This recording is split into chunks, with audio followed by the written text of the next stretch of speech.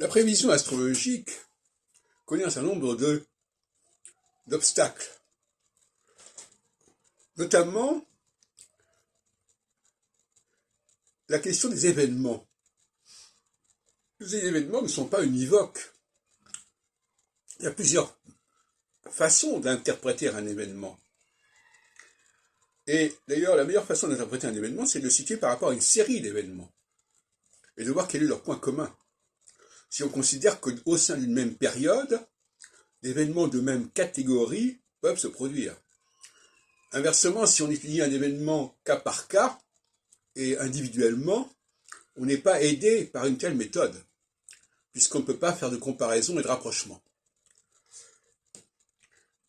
Par conséquent, il peut se faire qu'une prévision soit juste au niveau de la date, mais ne soit pas valable au niveau du type d'événement annoncé.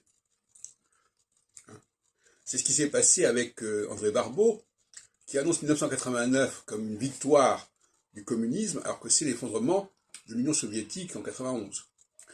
Mais la date elle-même est valable, mais qu'est-ce que vous voulez? La date est intéressante, mais si on ne décrit pas le type d'événement, de situation qui peut se produire, c'est quand même pas suffisant.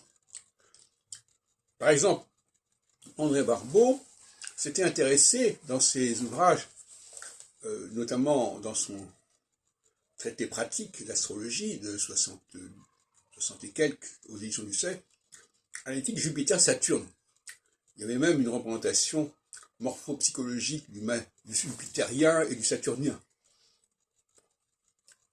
Et malheureusement, il n'a pas compris que cette dialectique Jupiter-Saturne était essentielle en astrologie mondiale.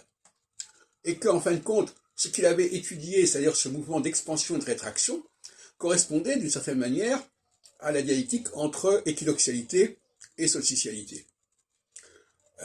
Il ne s'agissait pas d'expliquer ce phénomène au moyen de deux planètes, mais au moyen d'une seule planète passant par des phases successives. Ce qu'il n'a pas fait.